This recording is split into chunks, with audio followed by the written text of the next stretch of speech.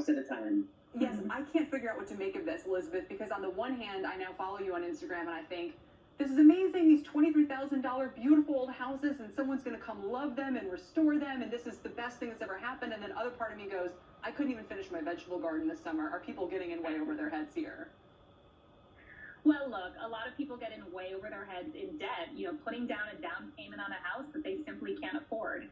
And these are houses that allow you to buy something from the get-go with closing costs you can actually afford, and then chip away at it over time. So in a sense, yes, these houses require work.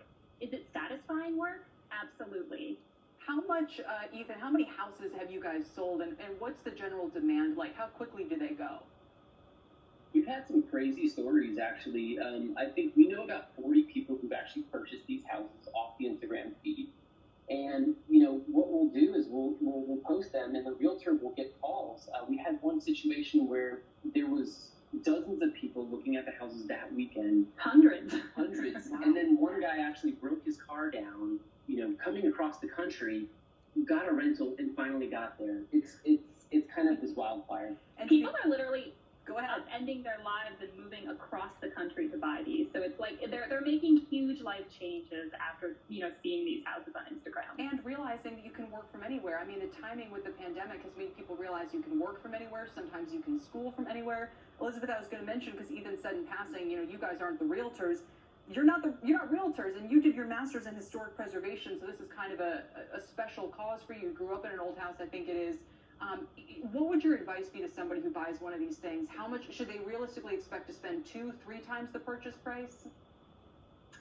It really depends on the house. Walk through it before you buy it with an inspector and get a sense of what you're looking at. But don't expect your house to look like an Instagram feed month one. Part of the love of working on these houses is learning how to do it using your hands. We sit in cubicles all day. We don't feel connected to ourselves and the places we live. So that's part of the love of it. And get yourself connected with a large community of people online that can help you and can support you. It's a very supportive community. That is a good point. Really fun to be a part of. Yeah, you got to be in those Facebook groups to stick it out. Ethan, final question. Your business model is kind of, you guys have these subscription services people can sign up for. Are you able to make a living doing this?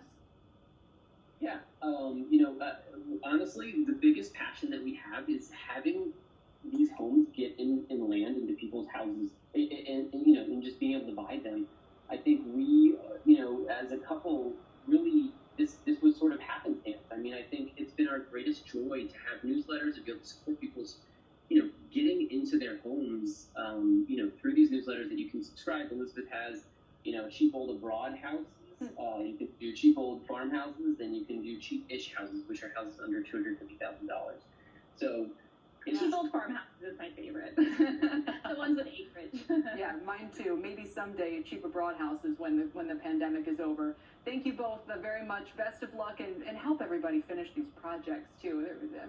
They're taking on a lot. Elizabeth and Ethan Finkelstein, thanks for joining me. Thank you. Go buy a cheap old house.